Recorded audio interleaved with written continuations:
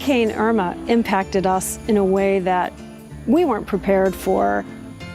It was such a huge storm and it intensified so quickly. We had to continuously change our hurricane evacuation plans. When a hurricane is threatening to hit, you need to make sure, like you would on your regular house, everything on the ground becomes a projectile. You need a big enough field that the horse is going to be safe from flying debris, or else a good sturdy barn with a good sturdy roof that is not going to blow away. Now, Irma was what they first predicted it, you know, a Category 4 coming right up through Dade County. There's probably not a roof other than, you know, a concrete roof that would have stayed. We initially tried to evacuate horses locally, but those facilities weren't available for one reason or another. And as the storm increased in intensity, we decided to move all the horses to Ocala. This was a huge undertaking and was done in a very short time period. What we really had to do was get them out of harm's way. This was the type of hurricane where we had to get them off the ranch. Our horses also have special needs, so Lisa Oppenheimer, our director of ranch operations, rode up there. So we really had to have somebody physically near the horses so that we could tend to them properly. It was really important to move the horses out of here because we were going to get the direct impact of this huge, amazing hurricane that was coming over. And that was not safe to keep these horses here. There was 40-something horses. So I said, well, I'm going to help you out with the logistics.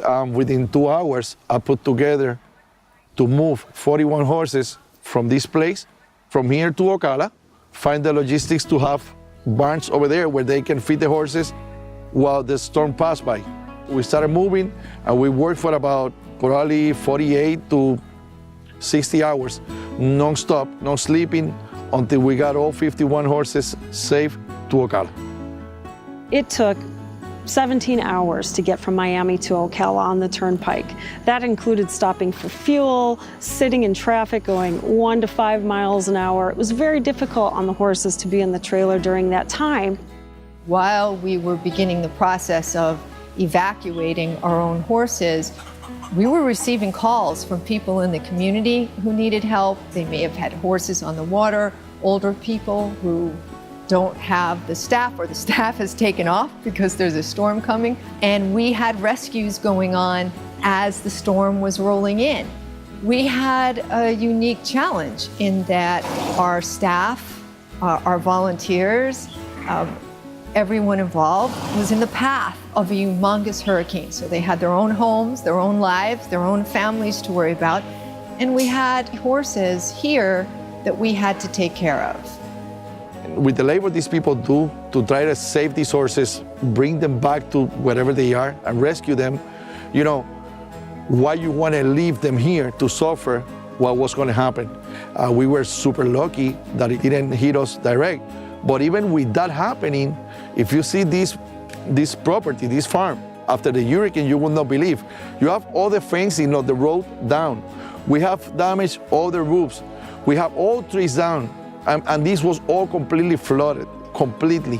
So even that the hurricane didn't pass by, the horses was going to suffer a lot. Hurricane Irma's impact was huge for us.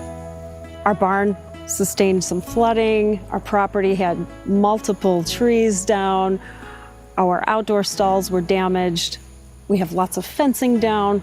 It's an ongoing project to try and bring everything back to its previous state.